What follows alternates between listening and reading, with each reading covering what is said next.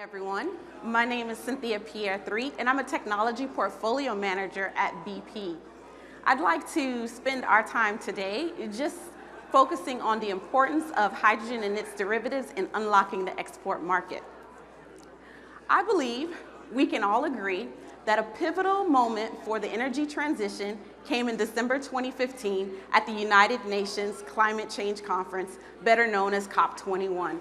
Where nearly 200 countries adopted an international treaty to limit its impact on global warming. The agreement, which is known as the Paris Agreement, calls for limiting the global warming to 1.5 degrees Celsius. And in order to reach this aspiration, emissions targets were made, primarily a 45% reduction by 2030, and then to reach net zero by 2050. As a result of this landmark treaty, many companies, including BP, issued their own strategies to help limit their impact on global warming and to help reimagine energy. At BP, we issued a strategy that, if achieved, will transform BP from an integrated oil and gas company to an integrated energy company. BP aims to reach net zero across operations, production, and sales by 2050 or sooner. And we plan to do this by identifying growth engines. We've identified 5 of them. The first being hydrogen. BP aims to be a leader in hydrogen, first supplying its own refineries, helping them to decarbonize, and then scaling up appropriately to meet customer demands. And then as the market develops, developing large export hubs throughout strategic geographies. Followed by hydrogen, our renewables portfolio is one that's a strategic growth engine for us, primarily driven by solar. You may have heard of Lightsource BP, which was a joint venture between Lightsource and BP. But last year in November, BP acquired the remaining 50.03 stakes to become a wholly owned subsidiary of BP. Through BP Lightsource, we operate today over 17 solar projects across 9 states in the US, and we have more than 12 projects under development. In addition to solar, our offshore wind portfolio is also critical to our renewables portfolio, looking to provide green hydrogen, e-fuels, etc. Beyond our renewables portfolio, biofuels is another growth engine. A funny thing about biofuels, or a little known fact that many don't know, BP has been co-processing or producing biofuels for more than 20 years, starting at our Castillon refinery. Last year, our biofuels production grew by 18%. And we know that by investing more in our co-processing facilities at our refineries, which will actually lead to increasing our capacity of biofuels production by 3 times that which today, we are well on our target of reaching our 100,000 barrels per day production by 2030. And then our biogas.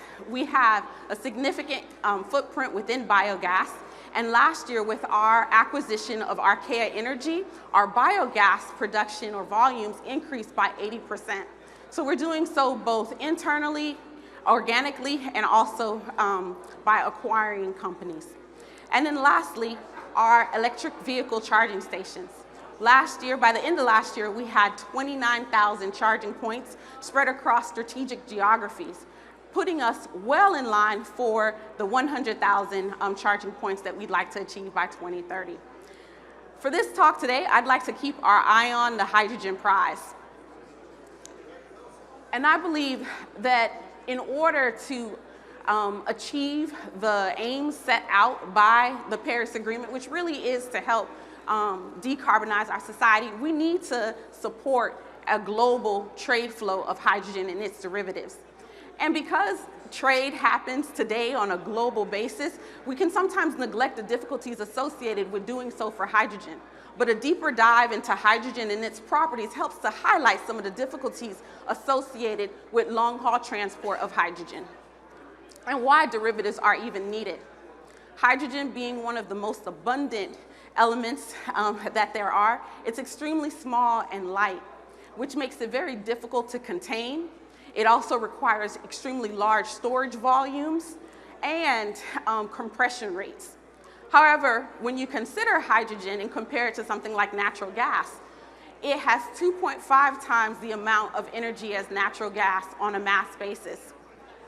And also, when you combust hydrogen, you do not produce any carbon dioxide emissions.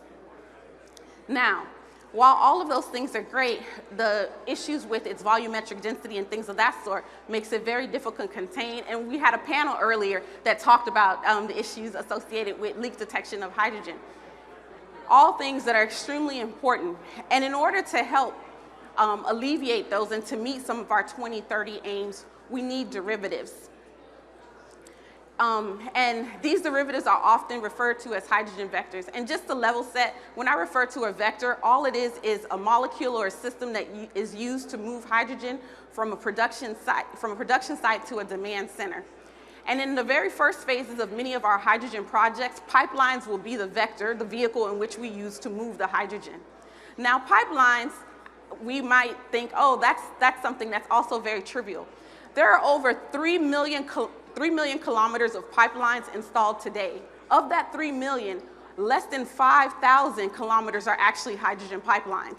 And while that 3 million of pipelines are installed in 120 countries, those hydrogen pipelines are primarily installed only in the United States and Europe. And they're usually very short distances located in basically the use area.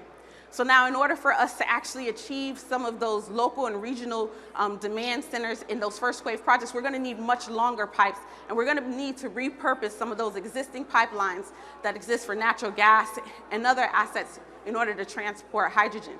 And then furthermore, there's been a lot of discussion about subsurface hydrogen pipelines. There's actually no industry experience there. I hope I'm driving or highlighting the need for more work to be done in the development of this area. And then we move to ammonia.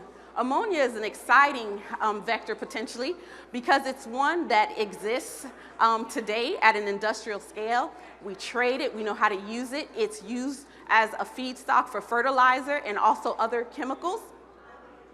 However, an interesting fact about ammonia is that a lot of the ammonia that's produced today is actually consumed locally or regionally. So on a comparison basis to something like methanol, which is the next vector that I'll talk about, more methanol by percentage is traveled over water than actually ammonia.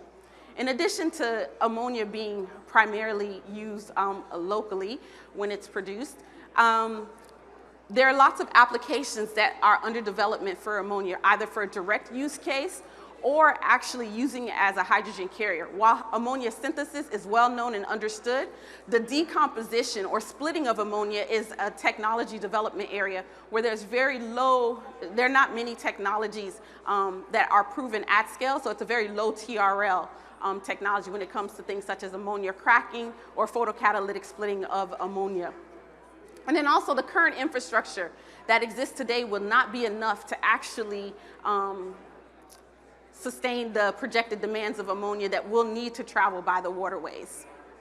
Methanol. Methanol is another vector that is quite established as well and exists at an industrial scale today. Interesting fact, in Iceland, there's an e-methanol plant that's been in operation since 2011. In addition to that, methanol is a great feedstock as well for various chemicals. We can use it as fuel, as an end product. We can actually convert it into other chemicals such as resins or sustainable aviation fuel or gasoline. So very versatile material. The one limiting factor for methanol is the source of renewable feedstock. Being able to source advantaged carbon or biogenic carbon sources makes it a difficult vector to implement at scale today. And then lastly, liquid hydrogen, the ideal vector, because there's no reconversion that's needed, just the liquefaction of hydrogen. Liquefaction exists today, however, it doesn't exist at scale. You can do it at about 30 tons per day. It's highly capital intensive, which makes it difficult to implement in any project. And also the infrastructure that's needed to handle liquid hydrogen doesn't exist. A lot of the machinery that's required is still under development. Reciprocating compressors is the technology of choice today. However, they can't sustain plants larger than 30 tons per day. So lots of technology development needs to take place here as well. I hope I've shared with you the shortcomings of the various vectors that we have to transport hydrogen, and have convinced you that together we need to make the proper investments to help underpin the transport and storage infrastructure for hydrogen and hydrogen derivatives, because it remains very limited today.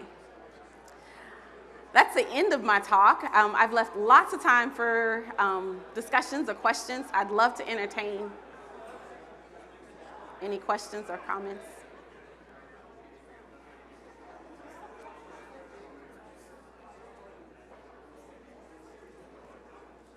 Oh. Just a quick question. Where in the world do you see the most investment in the TNS space currently? Is there a certain country or location you think is getting it right, that's utilizing its existing assets or investing in new ones? It's hard to say, actually, because there are lots of ideas of projects that have been announced, but not many that have gone to FID. So there's lots of activity around infrastructure within Northwest Europe, like a number of different projects that are either public or not in the public sector, but not necessarily have gone to FID.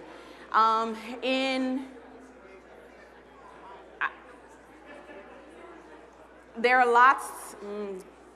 It's always the funny dance of what I can say and can't say in this public setting. But when I look at certain regions in ASPAC as well, I think there's more discussion in terms of the infrastructure than I saw maybe about 2 years ago, that I think is a sign in a positive direction. But I would say in regions, I would consider probably Northwest Europe, some parts of Asia, and then in the US, we're talking a lot about repurposing our existing infrastructure. So there are lots of forums and consortiums that are dealing with just that topic. Thanks. Hi, Cynthia. What is BP's strategy for the green cracking of ammonia? The green cracking of ammonia. BP's strategy for green cracking of ammonia. I think I can safely say that the green cracking of ammonia is not something that is economically beneficial right now, given the cost of green hydrogen and then the conversion into green ammonia. I think looking at the cracking of things like blue ammonia is probably more economical for a project. That's, I would say, is probably our view on that idea of green. So you would use blue hydrogen to potentially be the source, the heat source to crack ammonia. Is that Oh, you're asking what's the heat source to actually, what heat source we would use to actually do the cracking? The process or the heat source, whatever information you're comfortable sharing.